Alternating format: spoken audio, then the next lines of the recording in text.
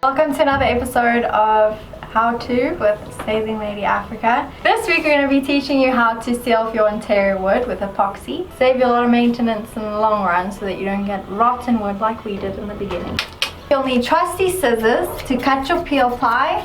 Peel ply, obviously the surface that you will be epoxying, which in our case is our bilge covers. A scale to measure your epoxy, a roller, preferably with a short mohair roller, a mixing cup for your epoxy, some paper towels, epoxy, your epoxy hardener, and acetone to clean your surface before you epoxy so it can adhere, and to clean your gear afterwards as well.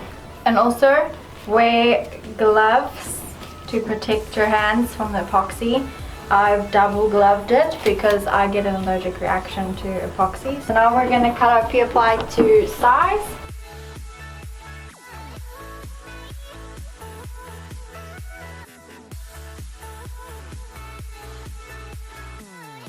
Place it over your part and measure it to size with a little bit of extra overhang. There's your first sheet of peel ply. We're going to be wiping down our wood with acetone and cleaning it so that the epoxy can adhere. What we're going to do is we're going to do a wiping motion as so. So the one will be full of acetone and the other one will be dry and clean. And you just do this.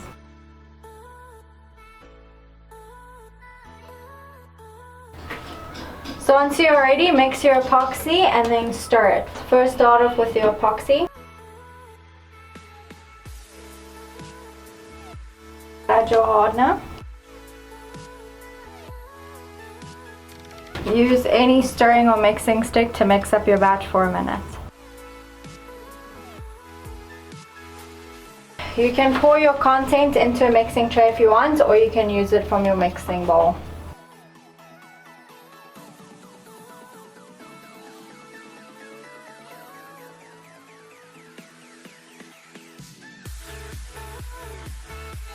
Give the wood a generous amount of epoxy. Place your peel ply on top, avoiding bubbles, and squeeze out from the middle.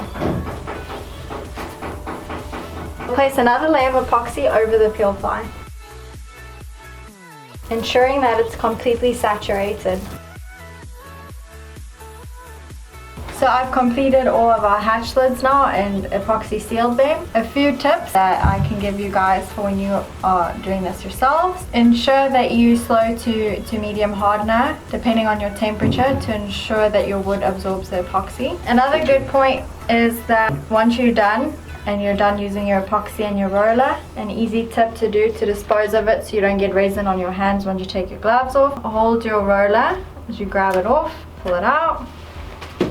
And then all you do is take your glove from the end and pull it over the roller like that, and it's sealed and the epoxy won't get it. It's better to double coat it like that. And there we go. And then you can just chuck this away and your hands stay clean and whatnot. It takes about 24 hours to cure properly, and once she is done, you just peel off your peel ply and your wood is sealed. This is what we've done for our flooring to seal the wood before we apply our Vulgatex vinyl flooring. And ensure you don't have any air bubbles in your peel ply, as this will make marks on your end product.